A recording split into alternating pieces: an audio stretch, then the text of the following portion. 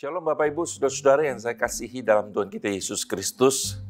Kembali dalam perenungan kita, Road to Fruitfulness, kita akan baca Amsal 22, ayat 22 sampai 23, demikian bunyi firman Tuhan.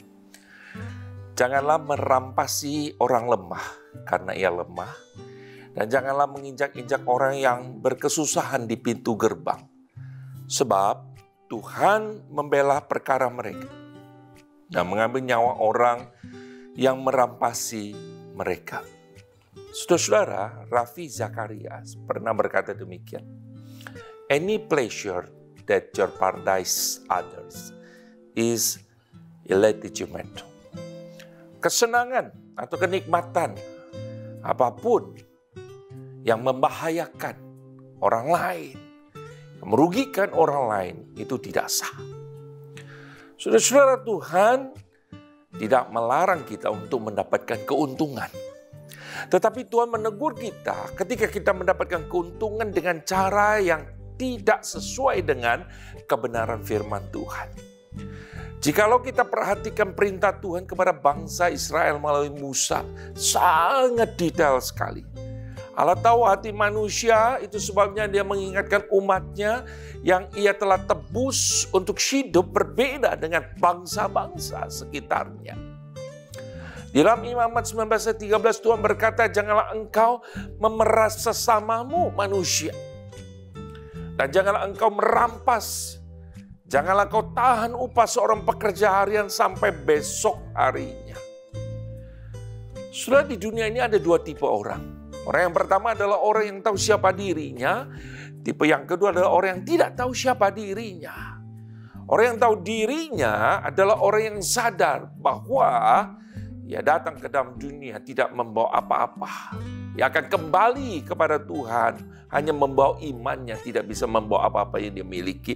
Ia sadar bahwa ada Tuhan yang mengatur dan memperhatikan hidupnya. Itu sebabnya orang itu tidak akan berani sembarangan hidup. Ia sadar bahwa Tuhan akan berperkara dengannya jikalau ia melanggar firman-Nya. Ia tahu dan dia menghormati kekudusan Allah. Orang tipe yang kedua tidak tahu siapa dirinya, sehingga dalam hatinya ia tidak takut akan Tuhan. Bahkan bagi dirinya mungkin dia menjadi quote-unquote penguasa. Dia akan menghalalkan segala cara untuk mencapai tujuannya. Ia tidak peduli orang lain menderita. Yang penting ia mendapatkan keuntungan yang sebanyak-banyaknya. Pertanyaannya adalah apakah Allah tinggal diam? Tentunya tidak. Maka Amsal pada pagi ini mengingatkan kepada kita bahwa Tuhanlah yang akan membela orang yang tertindas. Tuhan membela orang yang lemah. Tuhan tidak akan tinggal diam. Bahkan firman Tuhan berkata, Tuhan akan mengambil nyawa orang yang merampasi mereka.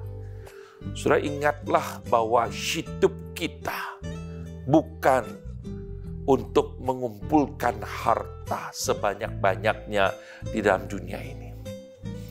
Tuhan Yesus berkata dalam Matius 6 ayat 19 sampai 20.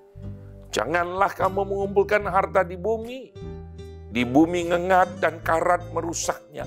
Dan pencuri membongkar serta mencurinya. Tetapi kumpulkanlah bagimu harta di sorga. Di sorga ngengat dan karat tidak merusaknya. Dan pencuri tidak membongkar serta mencurinya. Amin.